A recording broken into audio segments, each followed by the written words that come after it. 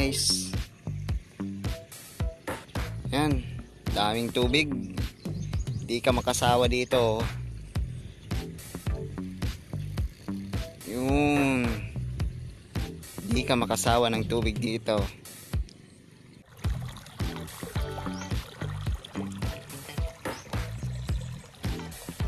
Yo, what's up guys? Welcome na naman tayo sa panibawang video. This is John Pepeña. So, June 8 to 2024. So ngayon guys ay nandito po tayo sa can or sa farm. So ngayon guys ay nandito po tayo sa farm kasi nagpapatubig po tayo.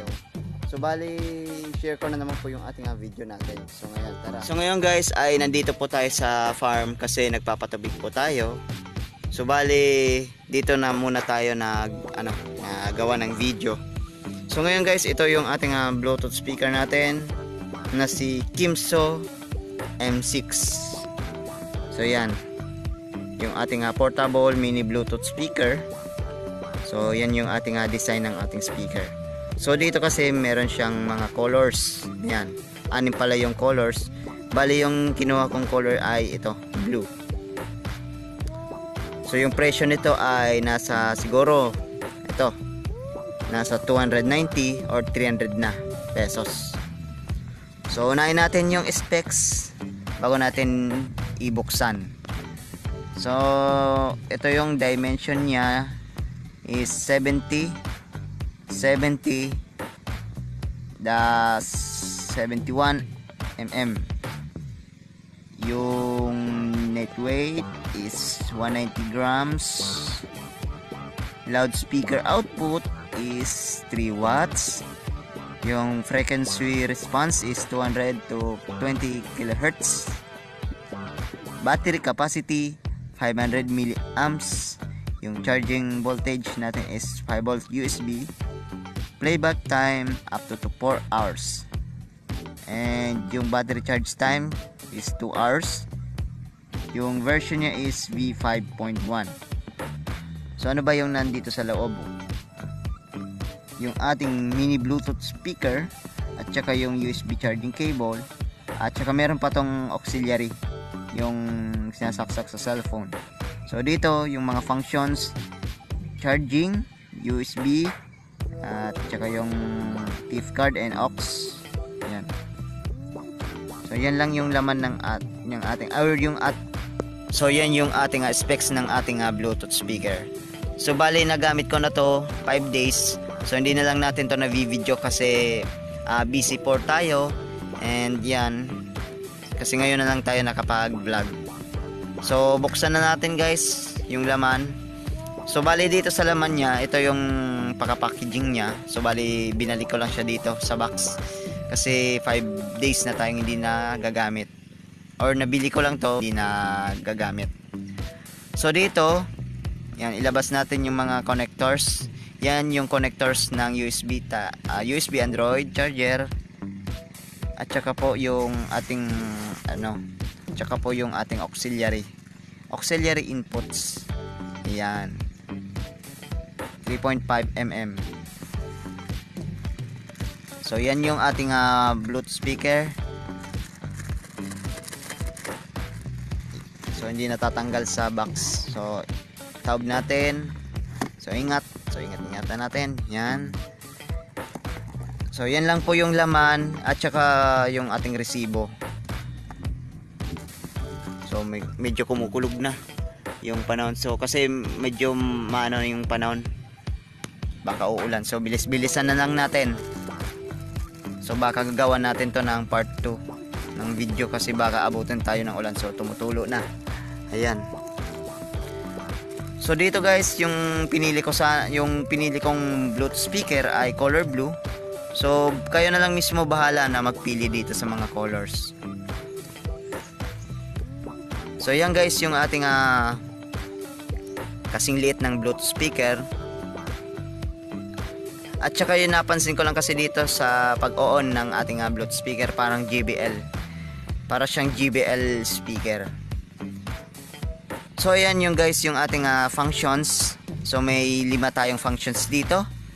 Yung power, at mode, play, pause, plus and minus para to sa ating sa volume, and yung yung next at previous. So meron siyang 4 na screw.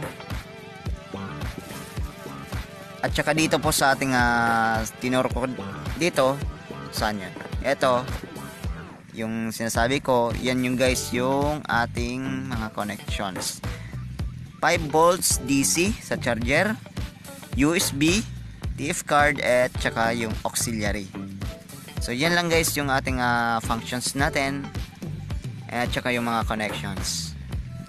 Yan yung ating smooth speaker.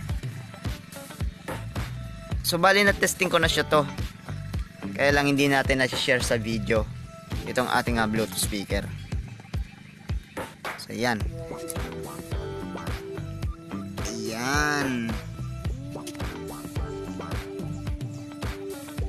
And mayroon pa siyang holding or bitbitan, at saka yung ating isang wire, yung may wire pa dito ay para to sa FM antenna. So yan. Bali itetesting na po natin guys. So dito guys ay ito yung ating power. Yan, may drawing na yan. So long press natin ng 2 to 3 seconds. Yan. Bluetooth mode. Parang JBL talaga pag binuksan mo and magsasalita ng Bluetooth mode. Yan yung pinaka-purpose ng speaker. So ngayon guys, i-testing natin yung FM. Bali na i-scan ko na to. So bali pag scan ng FM kasi ay pindutin nyo lang tong play pause. So ito kasi ay na-scan ko na siya. And ito yung ating letter M, yan yung mode. Yan guys yung ating selector. At select tayo sa FM. FM mode. Low battery, please charge. So bali lobat na.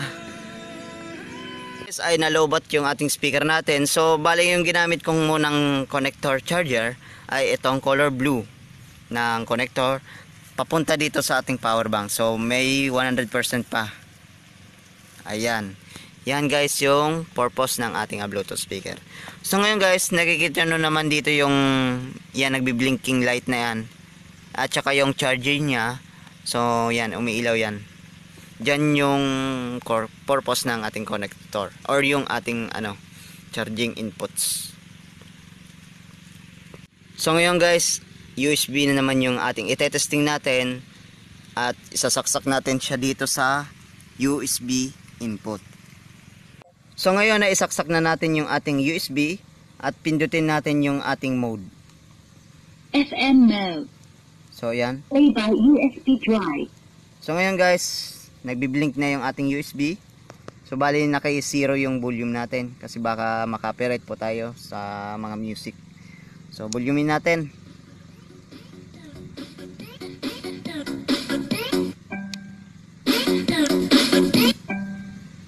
Yan guys, nakasagad na yan pag ganun yung ating ringtone. Yan.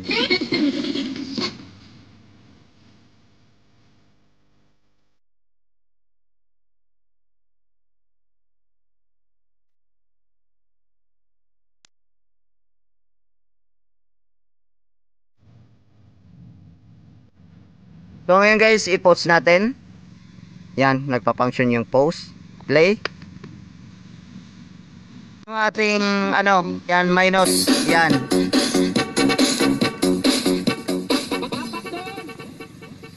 So yan, nagpa-function yung ating volume nya. And pindutin natin yung plus. Long press dyan. Yan, naka-long press.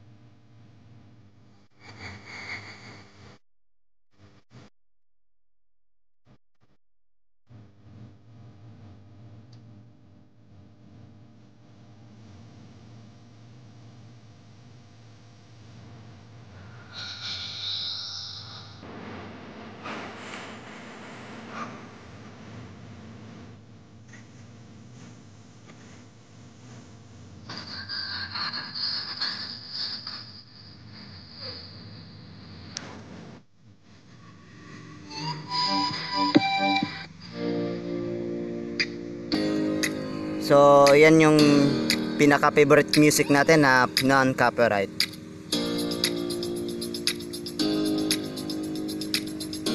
So tingnan nyo maigi yung ating speaker. Yan o. Medyo gumagalaw. Yan. Smooth bass.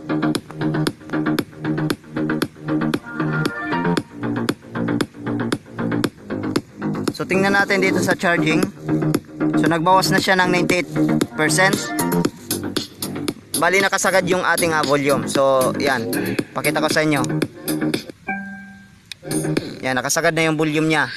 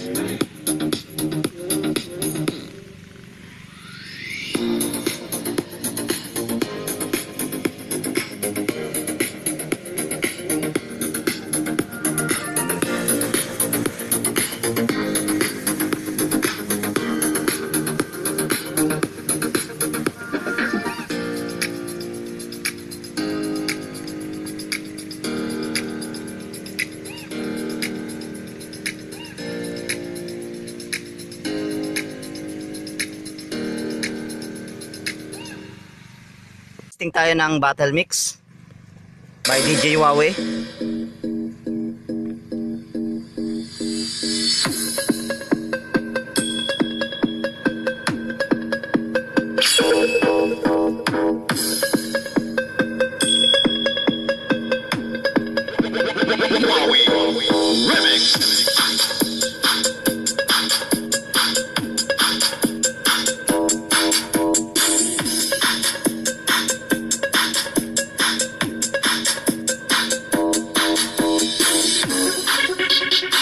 Medyo nagbabibrate na yung speaker oh.